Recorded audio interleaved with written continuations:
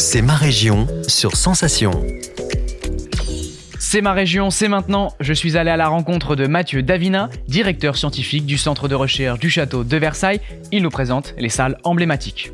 Alors, il y a plusieurs salles au château de Versailles qui sont totalement emblématiques. Alors, on pense évidemment à ce qu'on appelle la Grande Galerie ou la Galerie des Glaces, qui est cette pièce magistrale au centre du château et qui a une particularité, c'est qu'elle est totalement novatrice au moment où elle a été créée, puisqu'au départ, on avait une terrasse à l'italienne avec une fontaine au centre, et que le climat français n'est pas forcément le climat italien, même si lorsqu'il pleut à Rome, il pleut beaucoup.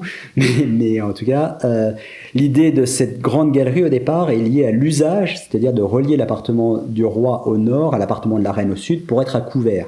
Au départ, Versailles est une résidence de plaisance, donc on a des circulations intérieures, mais qui sont assez petites.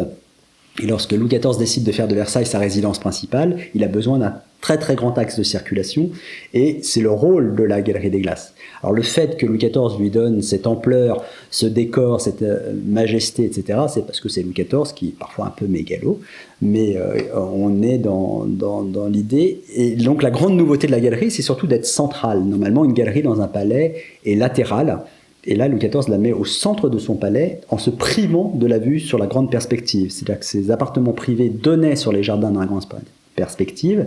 Et là, Louis XIV se prive de cette vue. Donc, c'est une grande nouveauté. Et ça va être le lieu des grandes réceptions d'ambassade, des bals, des grands bals. Alors là, on est dans du très très haut niveau, c'est-à-dire qu'il faut pouvoir la remplir. Donc là, on est dans des grandes manifestations.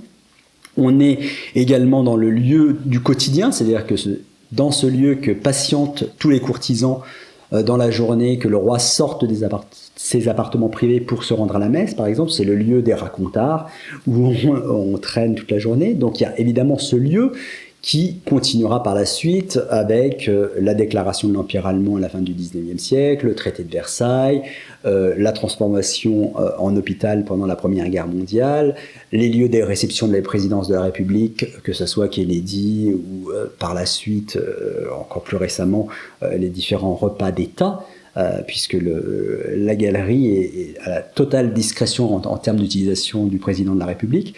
Donc on a ce lieu emblématique. Après on pense évidemment à la chambre du roi qui est centrale, mais qui arrive aussi un peu par hasard au centre du palais, puisque Louis XIV a eu 5 autres chambres, ou 5 ou 6 autres chambres avant qu'elle arrive au centre du palais. Et sous l'Ancien Régime, la chambre est vraiment le lieu du pouvoir. C'est ma région, c'est tout pour aujourd'hui. Bon week-end et à lundi. C'est ma région, le magazine de découverte sur Sensation.